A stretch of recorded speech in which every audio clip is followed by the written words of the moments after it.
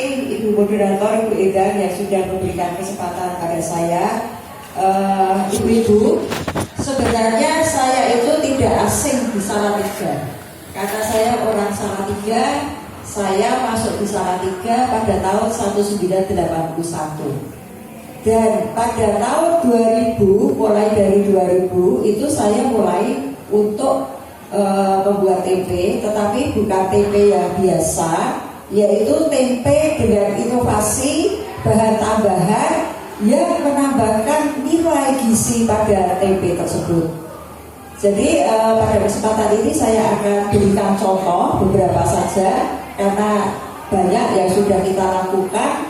Dan pada tahun 2019 saya dinobatkan Kota Salatiga sebagai pegiat inovasi Kota Salatiga. Jadi terima kasih ibu-ibu yang bersedia untuk mendengarkan saya. Next.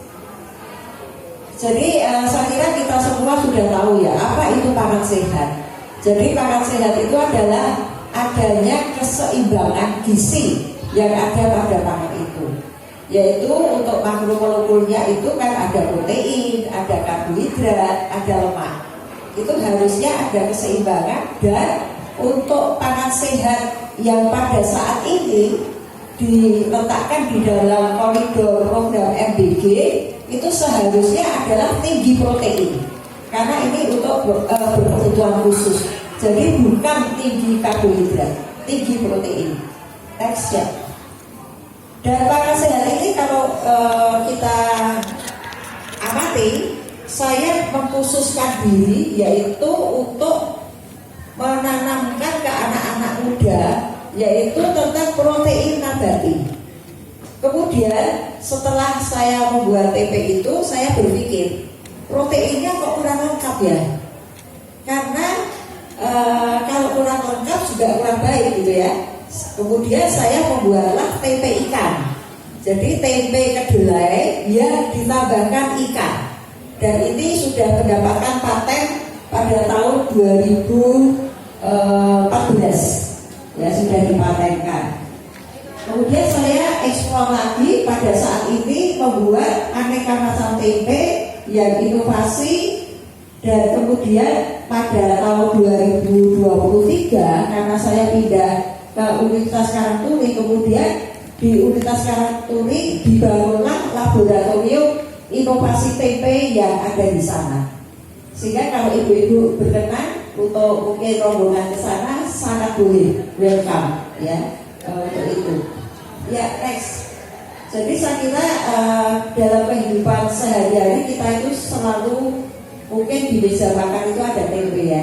Tapi tahunya tempe itu hanya digoreng, tempe itu hanya dibacem, gitu ya. Nah, nanti saya akan memperkenalkan beberapa olahan tempe yang bisa diolah dengan macam-macam. Olahan tempe itu saya bagi menjadi dua hal. Tempe yang diolah menjadi cair, susu tempe, dan tempe yang diolah menjadi padatan, yaitu tepung tempe.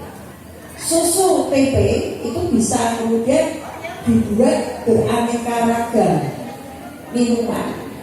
Jadi kita bisa tambahkan buah. Kemarin saya baru mencoba untuk susu tempe ditambahkan kelapa muda. Wah, itu sangat segar sekali ya. Susu tempe ditambahkan nanas di dalamnya juga sangat segar. Jadi kalau kita ingin mengkonsumsi minuman maupun makanan sehat, kita bisa pakai bahan-bahan natural yang tidak mengandung bahan-bahan tambahan lainnya yang kadang berbahaya, gitu ya.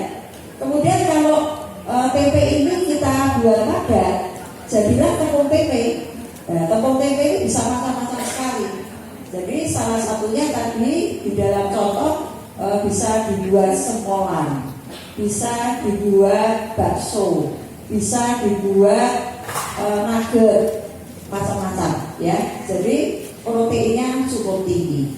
Jadi kalau ibu-ibu punya cucu atau punya anak yang masih di dalam masa pertumbuhan, saran saya adalah membuat makanan yang sehat dan mengandung protein yang cukup tinggi. Ya, next. Manfaat tempe ini sangat banyak ya. untuk kesehatan dan juga untuk menurunkan kolesterol, tekanan darah, meningkatkan tulang karena ada kalsiumnya, ada fosfornya, juga membuat pencernaan kita itu menjadi bagus. Karena apa? Karena mengandung probiotik dari jamurnya tersebut. Ya, jadi probiotik yang ada itu ikut bersama-sama di dalam pencernaan kita untuk membantu mencerna. Jadi kalau anak-anak itu biasanya diare, itu sangat bagus makan tempe. Jadi tidak usah membeli lakbon, tidak usah membeli Simbio, itu ya isinya sama, isinya adalah probiotik. Tapi kalau diberikan tempe itu sudah ada kandungan probiotik yang ada dan harganya masih sangat terjangkau. Next. Nah, ini sebenarnya sangat baik tempe itu ketika kita itu memperkenalkan di dalam program yang mengatasi stunting ya. Saya saat ini baru bekerja sama dengan YPAC Semarang untuk mencoba olahan tempe ikan ini yang kita cobakan secara rutin ke anak-anak YPAC. Anak-anak YPAC ini kan semuanya berkebutuhan khusus ya, macam-macam. Ada yang disleksia, ada yang macam-macam berkebutuhan khususnya. Saya cobakan, kita akan lihat hasilnya apakah berdampak atau tidak. Ya, suatu riset yang memakan waktu saya kira ya cukup panjang.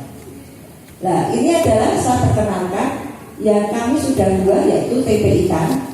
Jadi kedelai yang ada itu kita tambahkan ikan, ikannya dibuat bubuk dulu ya. Jadi dibuat bubuk supaya tidak rusak tempenya. Kemudian kita inkubasikan, kita fermentasi selama 48 jam. Kemudian kalau jadi tempe, ibu-ibu bisa melihat nanti di dalam contoh itu adalah menjadi tempe ikan. Di dalamnya sudah ada kandungan ikan. Tetapi ibu-ibu tidak bisa melihat karena itu dibuat serbuk ya. Kemudian yang kedua itu tempe kunyit. Ini antioksidannya sangat tinggi karena mengandung kurkumin yang ada pada kunyit itu. Sudah kami uji, antioksidannya itu bisa 3 kali lipat dari antioksidan yang ada di dalam tempe biasa. Jadi kalau anak-anak sering sakit, sering apa, ini ada bagusnya diberikan tempe kunyit. Kemudian tempe pelangi ini adalah ada 3 lapisan, yaitu yang hijau itu adalah bisa dicampur sayur-sayuran hijau. Kemudian yang merah adalah saya campur angkat biasanya karena antioksidannya tinggi. Dan yang kuning itu adalah saya campur dengan kunyit sehingga menjadi 3 lapisan. Next. Nah, ini adalah beberapa olahan yang sudah kita buat, yaitu tepung tempe tadi, kemudian tempe kopi, kita campur susu tempe dengan kopi yang ada, jadilah dalgona kopi ya. Kemudian membuat lagi mie tempe bisa juga, kemudian skuter tempe ya. Next. Ya, ini contoh-contoh yang ada. Terus saja. Next. Ya, ini adalah contoh-contoh yang ada. Bakso tempe tadi kita bawakan untuk dicoba, tetapi karena keterbatasan waktu kami tidak menyediakan kuah ya, kami goreng aja gitu ya. Next ya. Ya, ini contoh-contoh yang ada semuanya yang sudah kita praktekkan, dan ini di Karangturi itu mahasiswa belajar ini untuk menyediakan ini supaya nanti kalau lulus mereka juga paham bahwa tempe merupakan pangan tradisional asli Indonesia, itu harusnya dihargai. Ya, next.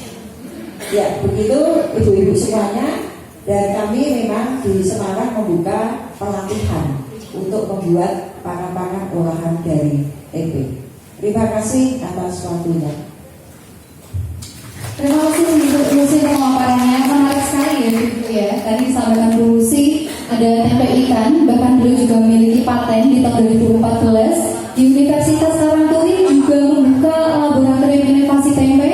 Dan bagi mungkin ibu-ibu yang mau kunjungan belajar boleh ya Bu ya, edukasi dibuka. Dan tadi ada susu tempe dicampur kelapa muda, dicampur nanas. Ini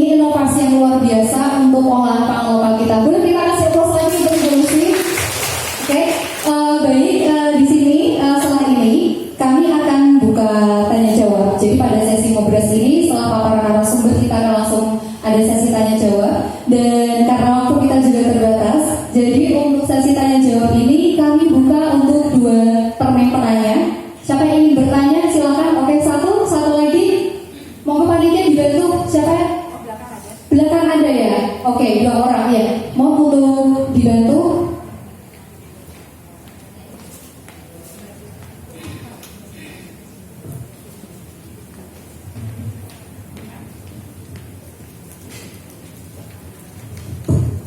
Assalamualaikum warahmatullahi wabarakatuh. Selamat pagi. Terima kasih izin untuk bertanya kepada yang berhormat Ibu Lucy. Ibu, saya kan UMKM binaan Dinas Koperasi. Dulu pada saat Dinas Budaya dan Pariwisata mengadakan gastronomi, kita kan tersentra pada pangan lokal. Di situ kan saya mengembangkan camilan dengan bahan dasar tempe lokal. Saya membuat stik tempe keju. Sudah ada perizinannya, sertifikasi halal, dan alhamdulillah saya titipkan dengan mitra Kopti. Yang jadi pertanyaan saya kan manfaat tempe itu kan banyak sekali Bu, tapi saya takut dalam pengolahannya itu salah. Dengan begitu banyak manfaatnya, apa yang bisa saya jaga kandungannya dalam proses pengolahannya? Saya melewati proses pemanggangan, setelah itu saya blender, saya goreng lagi dengan bahan yang fresh, alami, tanpa pengawet apapun. Saya menambahkan nilai tambahnya dengan keju, dengan packaging yang mungkin sudah saya ikuti pelatihannya. Saya ingin tanya bagaimana sih pengolahan yang benar untuk produk saya. Terima kasih. Assalamualaikum warahmatullahi wabarakatuh. Saya Indah dari IWAPI. Ya, terima kasih.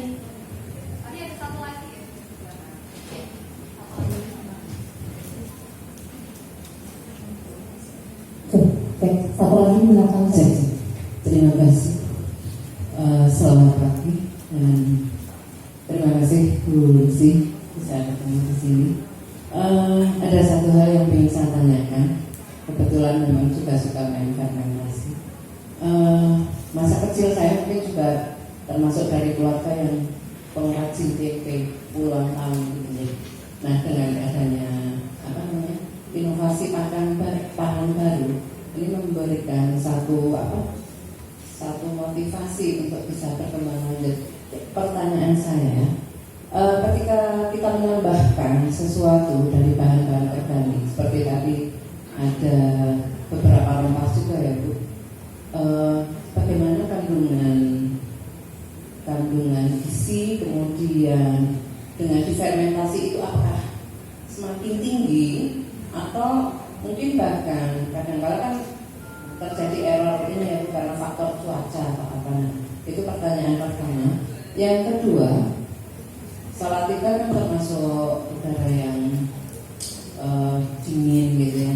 Ada kalanya ketika agak ekstrim mungkin buat kita yang tidak tahu strategi untuk mengolah tempe itu juga akan menjadi satu masalah juga.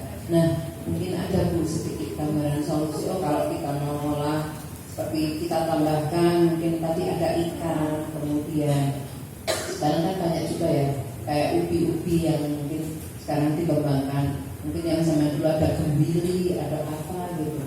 Mungkin sudah ada bukan atau mungkin yang bisa Ibu gambarkan untuk kita. Terima kasih. Ya, Ibu namanya? Oh, saya Lila Mbak. Dari Samarinda. Oh iya, terima kasih Bu Lila. Terima kasih. Ada 2 pertanyaan. Pertama dari Ibu Indah dari Wapi, bagaimana pengolahan tempe yang benar untuk menjaga kandungannya. Kemudian dari Ibu Lila Sanggar Bintang, bagaimana standar produk itu jika ada proses fermentasinya seperti apa ketika kita akan menambahkan inovasi di dalamnya. Begitu Bu. Ya, terima kasih atas pertanyaannya. Ya, sangat baik. Pertanyaan yang menurut saya sangat baik ya. Jadi ketika kita mengolah tempe itu kan ada proteinnya tinggi ya. Nah, untuk protein itu kita usahakan diolah tidak lebih dari suhu 70. Jadi kalau ibu-ibu memanaskan atau menggoreng, usahakan suhunya tidak terlalu tinggi, karena itu akan merusak protein yang ada. Jadi kalau misalkan bisa direbus itu lebih baik. Kalau direbus itu lebih baik, tetapi terlalu banyak air sehingga proteinnya, vitamin C-nya bisa turun pada air tersebut. Jadi usahakan kalau memang mau dimasak itu lebih baik dikukus. Ya. Kalau digoreng boleh, tetapi gunakan suhu yang tidak terlalu tinggi. Ya, karena ini tentunya berdasarkan dari riset yang ada bahwa menggoreng dengan suhu yang sangat panas, katakan ada 100 derajat Celcius atau lebih gitu ya, itu akan memudahkan protein yang ada pada kandungan tanah yang ada. Sehingga kalau itu misalkan beli snack ya, sudah digoreng, diopen, di apa, itu gizinya sudah hilang. Nah, kalau pabrik-pabrik yang membuat biasanya itu setelah final proses itu ditambahkan gizi yang kita kehendaki. Jadi gizinya masih ada di dalam makanan itu. Kita bisa juga, misalkan kita menggunakan suhu ini, tetapi kita juga tambahkan proteinnya lebih gitu ya. Nah, untuk antisipasi supaya proteinnya tidak hilang. Ya. Itu saya kira pendapat saya. Kemudian tadi bagaimana mengolah inovasi tempe di dalam fermentasi. Ya, baik Ibu. Jadi kalau menambahkan sesuatu di dalam fermentasi tempe, mau tidak mau kita harus melakukan riset. Karena misalkan saya tempe ikan, itu gagalnya berkali-kali Bu. Jadi dulunya saya tidak pakai tepung ikan, tetapi ikan saya iris-iris itu selalu busuk. Ya, karena tidak bisa ternyata di dalam proses fermentasi tempe itu kadar airnya terlalu tinggi, nggak bisa. Ya, jadi kita harus kurangi kadar air itu sehingga ikan yang ada kita juga pilih ikannya ini ya kadar airnya cukup rendah yang mana ya, tapi proteinnya tinggi gitu ya. Itu kita pilih ikan yang mana. Misalkan lele itu lemaknya tinggi, sehingga kalau itu dikeringkan itu agak susah untuk menjadi benar-benar kering. Sehingga di dalam percobaan saya lebih baik menggunakan ikan nila yang melimpah. Saya kira di rawatannya juga banyak gitu ya dan murah gitu ya. Saya menggunakan itu untuk inovasi berikutnya itu. Saya gunakan ikan nila ya. Jadi bukan lele, tapi ini ada pertanyaan dari daerah mana itu Pati untuk mencoba, karena di sana itu produksi ikan lelenya banyak, untuk dicoba menggunakan ikan lele. Ya nggak masalah, tetapi kita harus siasati bagaimana mengolahnya ya, karena kadar lemaknya cukup tinggi. Kemudian kalau kita menggunakan penambahan dengan nabati, jadi misalkan tadi ya kunyit, kemudian misalkan daun pandan kita juga harus melakukan riset. Karena apa? Kalau kunyitnya terlalu tinggi, dia akan menghambat jamurnya, sehingga tidak jadilah tempe, jadilah tempe kedelai busuk gitu ya. Ya, jadi harus pas dalam arti berapa ditambahkan, kemudian kita cek apakah tujuannya meningkatkan antioksidan, apakah antioksidannya meningkat atau tidak. Ya, kalau misalkan hanya 1% dan antioksidannya sudah meningkat, ya sudah cukup gitu ya. Jadi tidak perlu terlalu banyak. Kalau tempe ikan, saya pernah mencoba dari 1% sampai dengan 10%. Ya, 5% ke atas itu jadinya jelek, tidak bisa jadi. Karena kemudian apa? Terjadi penambahan air di dalam proses fermentasi itu. Nah, sehingga sekarang kalau membuat, saya membakar sebut ikannya itu misalkan 3% begitu, dan setelah diukur proteinnya sudah cukup lumayan tinggi. Begitu itu. Baik, terima kasih dulu untuk Bu Lucia untuk paparannya. Ternyata menarik sekali. Untuk berinovasi kita harus riset dan harus trial berkali-kali ya. Tidak mungkin ada gagalnya juga. Dan itu memang bagian dari proses. Dan memang tadi juga disampaikan untuk mengolah tempe itu memang kalau ingin menggoreng tidak bisa di suhu yang terlalu tinggi, dan alangkah lebih baik memang dikukus ya Bu ya. Ya, dan ada takaran komposisi dalam setiap pengolahan dan setiap inovasi. Dan itu paparan Bu Lucy. Semoga menjawab pertanyaan dari Ibu Indah dan Ibu Rila. Terima kasih Bu Lucy. Dan untuk jika ingin bertanya berdiskusi, nanti kita masih ada di sesi akhir. Nanti teman-teman akan mengunjungi pelapak, mungkin bisa ngobrol dengan Bu Lucy. Dan Bu Lucy juga buka stand di depan. Nanti mungkin bisa